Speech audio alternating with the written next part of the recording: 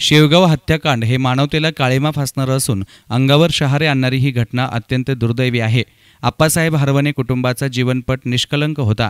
शासनानं या घटनेची गंभीर दखल घेतली असल्याचे प्रतिपादन विरोधी पक्षनेते राधाकृष्ण विखे पाटील यांनी केलं। शेवगाव तालुक्यातल्या वडुले येथे सायंकाळी आप्पासाहेब हरवणे यांची आई गोपिकाबाई, बंधू भाऊसाहेब, चुलते मुरलीधर, चुलत भाऊ संजय हरवणे आणि त्यांच्या बहिणीची आप्पासाहेब यांची सासूबाई मुलगी शीतल, मेहुणा, संतोष यांची भेट घेऊन त्यांचं विखे पाटलांनी सांत्वन केलं। याप्रसंगी विखे पाटील म्हणाले की लोक दहशतीखाली आहेत, मात्र सर्वसामान्यांना दिलासा मिळावा या दृष्टीने तपास कार्य चालू आहे। तपासाला थोडा वेळ लागू शकतो। जवखेडे घटनेच्या वेळी तपासाला वेळ लागला, ही घटना वेगळी असून हिचाही तपास निश्चितच लागेल। लोकांना काही माहिती असल्यास ती माहिती त्यांनी द्यायला हवी। पोलिसांचा तपास योग्य दिशेने चालू आहे। गुन्हेगारांना नक्कीच शिक्षा झालीच पाहिजे।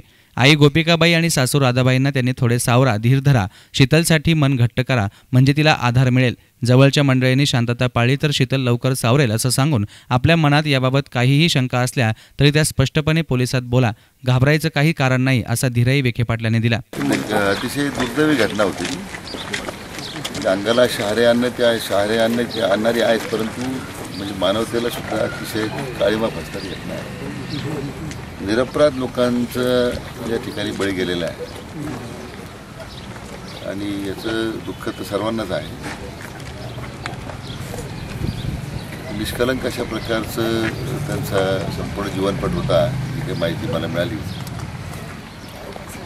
आपल्या मुलांना शिकवावं, मोठं करावं, परंतु दुर्दैवानं जी घटना घडली निश्चितच याची गंभीर दखल आता शासनाला घेतली। आता जी मी माहिती घेतोय आणि आता पोलीस विभागानं बक्षीसही जाहीर केलेलं आहे। तपास लवकर लागावा आणि आरोपींना शिक्षा व्हावी ही जी आता सगळ्यांचीच मागणी आहे।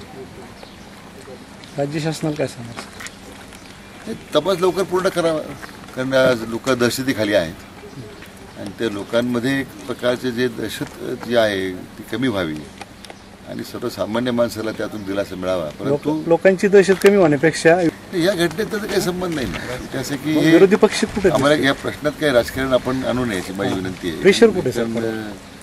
याच्यात प्रश्नच नाही ना। जसं की आज जसं आता मी मगाशी जवखेडच्या घटनेचा उल्लेख केला, त्या ठिकाणी सुद्धा थोडा वेळ गेला, पण आरोपी शेवटी निष्पन्न झाले। पण ही घटना जी घडलेली ही अतिशय ती वेगळी आहे पूर्णपणे। मला असं वाटतं की राजकीय भूमिका बाजूला ठेवून आता मुख्य या घटनेमागचं जे कारण काय आहे, तिथं मुख्य आरोपी कोण आहेत हे आता ताबडतोबीनं त्याचा तपास लागला पाहिजे।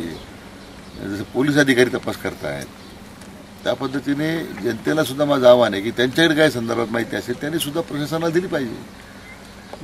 आणि मग शेवटी विरोधी पक्षाची जी भूमिका आहे त्या ठिकाणी शासनाच्या काही कमतरता आहेत, उणिवा आहेत, हा विषय इथं नाहीच येत ना। या प्रसंगी त्यांच्या समवेत अप्पर पोलीस अधीक्षक रोहिदास पवार, स्थानिक गुन्हे अन्वेषणचे दिलीप पवार, पोलीस उपाधीक्षक अभिजित शिवथरे, पोलीस निरीक्षक सुरेश सपकाळे, तहसीलदार संदीप पाटील, पंचायत समितीचे सभापती डॉक्टर क्षितिज घुले, वसंत कापरे, युवराज नरवडे, काकासाहेब नरवडे, भीमराज सागडे, भाऊसाहेब पाखरे, आदिनाथ उमाळ, सोपान काळे आदी उपस्थित होते।